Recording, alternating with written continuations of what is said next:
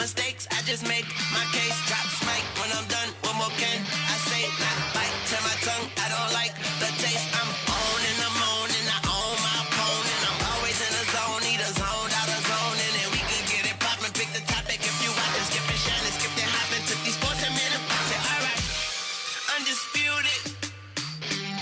Congratulations to your new first-time ever NBA champions, the Denver Nuggets.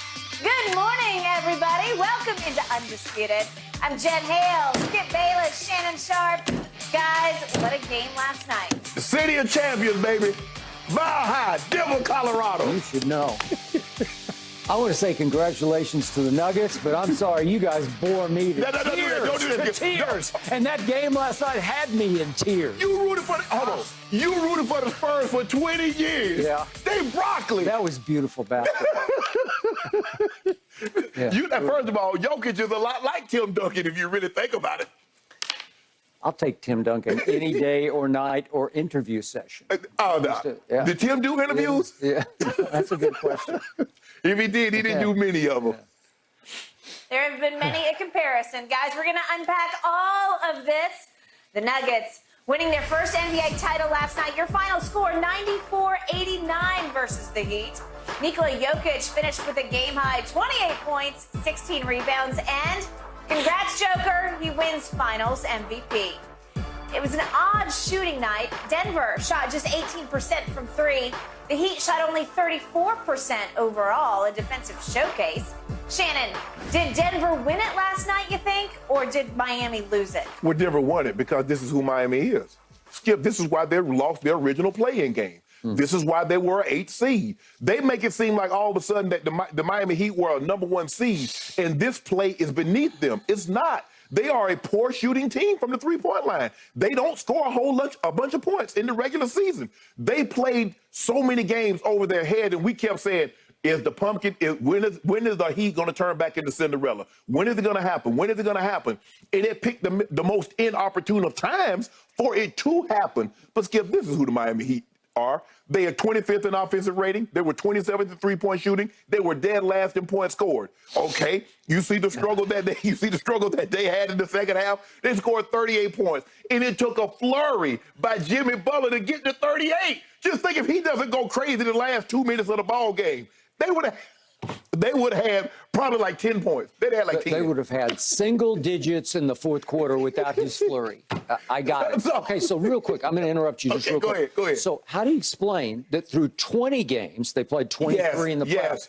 Through 20 games, they were shooting 39% in the playoffs. Yes. How do you explain that versus this?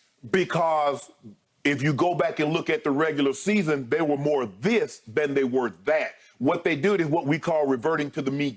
Revert back to who you are. Everybody calls it. Yeah. Okay, so that's what they did, Skip. And you said it like, we go back to the regular season, they never shot the three ball like this. They were this at shooting the three. But 20 games is a big sample size. It is, but unfortunately, Skip, you need to win. You need to win 24. You need to win what?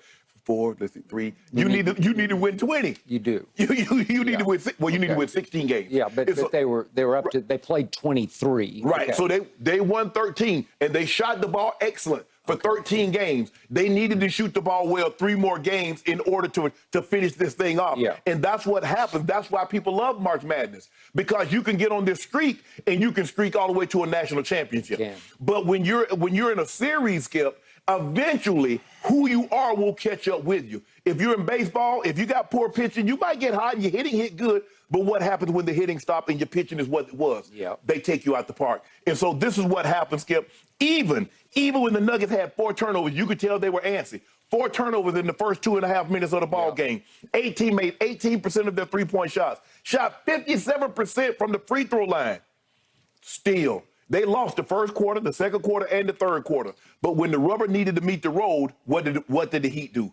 Really revert back to who they were. This was all about the Nuggets. The Nuggets were the better team. And even had the Heat won, do you have confidence that they could have won 2 more games? I do not. All they would have done was delay the inevitable and made Nikola Jokic even worse, because he's already he's already upset that he has to stay till Thursday to the parade, because he asked him last night, he said, when parade? Thursday. No, I wanted to go home. They said, you can go home Friday. He said, okay. So he got to wait Tuesday, Wednesday. He'll probably leave as soon as the parade is over. He will. He's headed to no, he ain't going to DI. He's going to the private airport. Yeah. But he's heading out. But Skip, no, this was all about the Nuggets and their play and the Heat being who they are, and it caught up with them in the last 4 games of the series. Well, last 3 games. Okay. Mr. Sharp. Mm-hmm. I must admit, I have a hangover from watching the game last night, and I don't even drink. I've been doing this for a long time. Right. That was the single ugliest finals game I have ever had to watch, and I had to watch it. It was poorly officiated too, Skip. Now, you got to get... I'll get there. But that was 48 excruciating minutes of basketball at the lowest level. It was a Rocky Mountain low. Looked kind of like 90s basketball the way it was. I just play it. Both teams shot enough bricks to build Denver a new arena right next door. They could have just started over last night and built a whole new arena right next door. The Denver Nuggets turned it over enough to open a new downtown Denver bakery. Just right around the corner, let's open a bakery. Yes. It felt like the Miami Heat set a finals record for most shots that completely missed the rim because there had to be 10 of them. Yes. I'm talking about sometimes they hit the backboard, so they weren't air balls. But they missed the entire rim. They're missing the rim again and again and again. Shannon Sharp, as great as Joker was, I point out to you that last night he had 4 assists to go with 4 turnovers. Yes. That's beatable. I point out to you that as many clutch shots as Jamal Murray hit, he was 6 of 15 last night. He hit only 2 threes, and he had 6 turnovers. Yes. I point out to you that the same Aaron Gordon, who had scored 27 points. 11 of 15. Yeah, okay, 11 of 15. Last night he goes 1 of 6 from the field, and 0 of 2 from 3. It's beatable. Yes. Michael Porter Jr. from 3 last night was 1 of 6. Yes. 1 of 6, and he said after the game, my shot's broken, but I'll fix it in the offseason. Right. I don't even care. Right. Well, he doesn't need to care. He's got a ring, right? But Skip, he had 18 points in the first 4 games. He had 16 and 11 rebounds last night. 16 and 13, excuse me. I'll get to more about Bruce Brown in just a moment. But from 3 last night, he was 0 for 5. I just gave you a set of numbers that add up to victory Miami. Right. Let's go back to Miami for Game 6. Right. The final number being the Denver Nuggets in a home closeout game to win their first ever NBA championship. They shot 5 of 28 from 3. 5 of 28, that's 18%, Yeah. Shannon Sharp. It's not good enough to win the closeout game, which is always, the cliche has it, the hardest game to win. Denver was doing everything in its power to say, here, here, here. Take it, take it, take it. They were all but begging the Miami Heat to, okay, take it on back to Miami, and we'll go down there and we'll shut up your crowd and shut you up in your own arena because we don't really want this one tonight. Right. Were they just shaky-handed because it's a closeout? Sure they were. They got off to a bad start, and it only got worse. Okay. That brings me to the Miami Heat. So all along, I keep saying, Jimmy, what are you doing? Playoff Jimmy, you looking at him? I'm just tweeting. I'm saying, finally, I started tweeting, get him out of there. They are hanging in spite of quote-unquote playoff Jimmy. And I reminded everybody on Twitter, I remind you, he trademarked Himmy buckets going into the finals. I couldn't find him really the last 10 games of the playoffs. I'll get to that in a moment. But last night, it got so bad that he was timid. He was afraid to even try to shoot the ball because he was in such a shooting slump. He lost all of his confidence.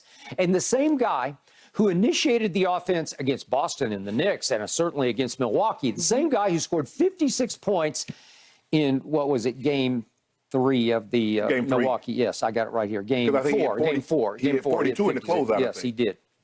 That same guy last night got so bad that he would wait and wait and wait, like, I don't know what I'm going to do with this ball, and the clock's going down, and then he dribbles it into the lane, and he's like, should I shoot? He had 10 straight 10-foot jump shots. I'm saying, just shoot it. You can do this. It's your bread and butter shot. And at the last second, he would pick up his dribble and wait and then kick it to a covered shooter. It's just not good enough. They collapsed around playoff Jimmy, who's been way off Jimmy. Mm-hmm. So Shannon Sharp, going into that last salvo, that last possession, I mean, the last burst from Jimmy Butler. Right. He was 2 of 13 until 4:21 was left in the game. 2 of 13? Are you kidding me? Right. And they're still hanging in the game? And then I'm going to show you what happened this went from the 4:29 mark down to let's call it the 2-minute mark. So in about, let's call it 2.5 minutes of game time, Jimmy Butler comes out of nowhere. I'm saying,